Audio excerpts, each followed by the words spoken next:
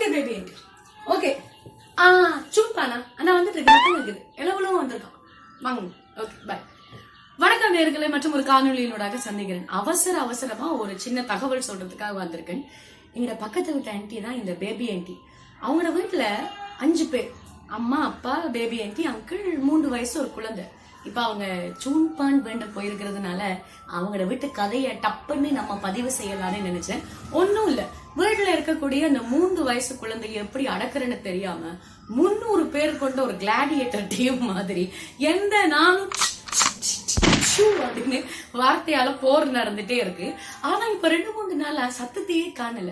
பக்கத்து வீட்டுல பிரச்சனை இல்லாம எங்கள் வீட்டில் எல்லா நாளும் கார்த்திகை நமக்கு கொஞ்சம் லைட்டா இருக்கும்ல. அதான் நானே வெக்கத்தை விட்டு போய் கேட்டேன், என்ன டிவி இப்ப கொஞ்ச நாளா பிரச்சனையை காணோம் அப்படின்னு விஷயம் சொன்னாங்க. அந்த விஷயத்தை தான் உங்களோட பகிர்ந்து கொள்ள போறேன். வீட்டுல குழந்தைகள் வளர்க்கறது ரொம்ப ரொம்ப கஷ்டமான விஷயம். அதுவும் எங்களுடைய பாட்டி அம்மாமார வளர்த்தது, அம்மாமார் எங்களை வளர்த்தது, நாங்க எங்களுடைய குழந்தைகளை வளர்க்கறது வித்தியாசமான முறையா இருக்கு.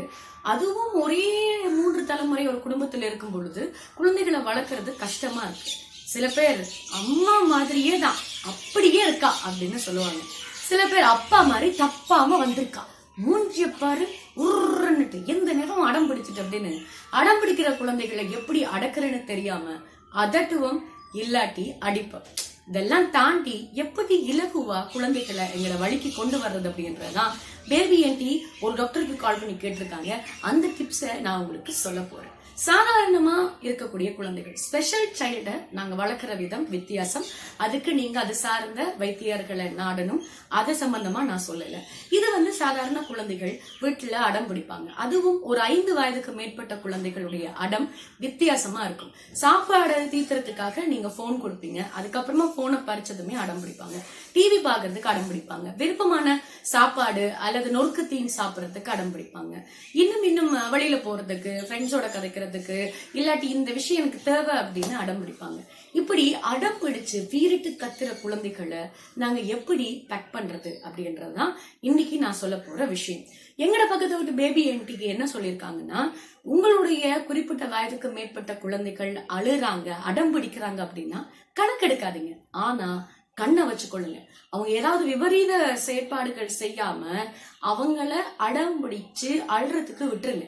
வீட்டுல இருக்கிற யாருமே செல்லம் கொஞ்சம் போகாதீங்க. எங்க வீட்டுல என்ன நடக்கும் தெரியுமா? வீட்டுல அப்பாட அம்மா அப்பா இருக்காங்கன்னா மருமகள் திட்டும் பொழுது, அதாவது அந்த குழந்தையினுடைய அம்மா திட்டும் பொழுது மாமியார் ஏன் குழந்தைய திட்டு, கொஞ்சம் ஓர தொங்கு அப்படின்னு செல்லம் கொஞ்சுவாங்க. அதே மாதிரி மாறியும் நடக்கும். அப்பா திட்டும் பொழுது அம்மாவினுடைய அம்மா, அதாவது தாத்தா பாட்டி இருக்கும் பொழுது, என்ன ஒரே பிள்ளைய திட்டிட்டே இருக்கீங்க, சின்ன பிள்ளைன்னா நீ அடம் பிடிக்கத்தான் செய்யும், நீங்க எல்லாம் ஏதோ குலப்படி பண்ணாத மாதிரி பேசிட்டு இருக்கீங்க அப்படின்னு அவங்க 2 பேரும் சண்டை பிடிக்க ஆரம்பிச்சிருவாங்க. இதை பாக்குற சின்ன வயசுல இருந்து வளர்ற குழந்தைகள், ஓ அப்ப நான் அடம் பிடிச்சா அம்மா திட்டுவாங்க, பாட்டி என்னை காப்பாத்துவாங்க, இல்ல தாத்தா காப்பாத்துவாங்க அப்படின்ற ஒரு விஷயத்த மனசுல போட்டுட்டு தனக்கு தேவையான விஷயங்களை எல்லாம் அடம் பிடிச்சு வாங்குறதுக்கும் செய்யறதுக்கும் பழகி கொள்ளுவாங்களாம். அதனால ஒரு 5 வயது இல்லாட்டி இப்ப எல்லாம் 4 வயதுக்கு மேலே ஐக்கியூ லெவல் வளர்ந்துருது, நிறைய விஷயங்களை தெரிஞ்சு கொள்றாங்க இல்லையா? அப்படி அந்த வயதுக்கு மேற்பட்ட குழந்தைகள் தாங்க கொஞ்சம் அடம் பிடிச்சு வேலையை செய்யலாம் அப்படின்னு பார்க்கும் பொழுது வீட்டுல இருக்கிற யாருமே அவங்கள கணக்கெடுக்க கூடாது. ஆனா அவங்க மேல ஒரு கண்ணா இருக்கணும்.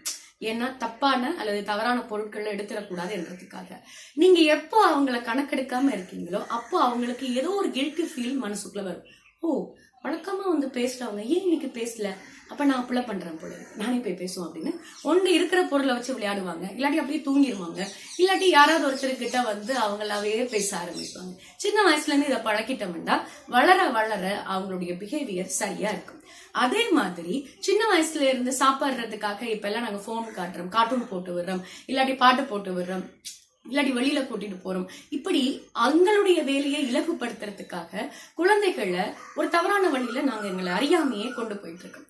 அதெல்லாம் இல்லாம அடம் பிடிக்கிற குழந்தைகளாக இல்லாம சாப்பிடறதுக்கு ரெடியா இருக்கக்கூடிய குழந்தைகளுக்கு கதை சொல்லுங்க, அவங்களுக்கு பிடிச்ச ஒரு ரைம்ஸ பாடுங்க, அவங்களோட ஃப்ரெண்ட்ஸ் பத்தி பேசுங்க, அவங்களோட நெருக்கமான அவங்களுக்கு தேவையான விஷயங்களை பகிர்ந்து கொண்டு அவங்களோட பேசி சாப்பாடை தீர்த்துங்க. இல்ல சாப்பிடறதுக்கு அடம் பிடிக்கிறாங்க, இப்ப எனக்கு வேணும் அப்படின்னு சொல்றாங்கன்னா ஃபோர்ஸ் பண்ணி ஒரு 5 வயதுக்கு மேற்பட்ட குழந்தைகளுக்கு சாப்பாடு தீர்த்தக்கூடாதான்.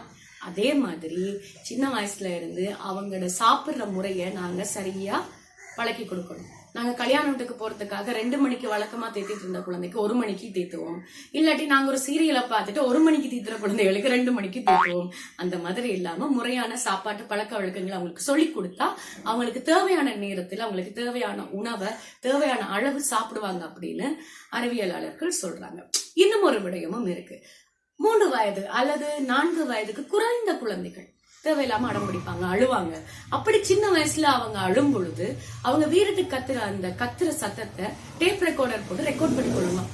இப்ப எல்லாம் எங்க டேப் ரெக்கார்டர் வருது, போன்லயே ரெக்கார்ட் பண்ணிக்கொள்ளும், இல்லாட்டி வீடியோ பண்ணிக்கொள்ளும். அவங்க இன்னொரு சந்தர்ப்பத்துல அழும் பொழுது இந்த வீடியோவையோ அல்லது ஆடியோவையோ நீங்க சத்தமா போட்டு விட்டீங்கன்னா யாரோட குரல், என்ன குரலா, என்னோட இன்னொரு பேபி அழுது அப்படின்னு யோசிச்சு இவங்களுடைய சத்தத்தை குறைச்சு கொள்வாங்களாம், அழுறதையும் நிப்பாட்டி கொள்வாங்களாம். இலகுவாக அடி இல்லாமல், ஆர்ப்பாட்டம் இல்லாமல், அதட்டல் இல்லாமல் எப்படி குழந்தைகளை எங்களை வழிக்கு கொண்டு வருது அப்படின்றத பேபி என்று எனக்கு சொல்லியிருக்காங்க. அதை நான் உங்களுக்கு சொல்லியிருக்கேன். பக்கத்து வீட்டுல சோறு சமைச்சிட்டு கறி வாங்க போறதோட நல்ல கதைகளையும் கேட்டு தெரிஞ்சுக்கொள்வோம், எப்பயாவது நமக்கு உதவும். அப்படிதான் ஒரு பையன் சோகமா அவன் வீட்டுக்கு நடந்துட்டு இருந்தாங்க. அந்த தெருமுனையில இருக்கிற ஆல்பர்ட் அங்கிள் கூப்பிட்டு கேட்டிருக்காரு, என்னப்பா சோகமா போயிட்டு இருக்க, என்ன பிரச்சனை அப்படின்னு. இல்ல அங்கிள், அப்பா என் கூட 1 மாசத்துக்கு கதைக்க மாட்டேன்னு சொன்னாரு, அதான் அப்படின்னு அவன் இழுக்கும் போது கேட்டாராம். ஏன்பா கவலைப்படுற, சரி சரி சீக்கிரமா காய்ச்சிடுவாரு அப்படின்னு ஆல்பர்ட் அங்கிள் சொன்னாராம்.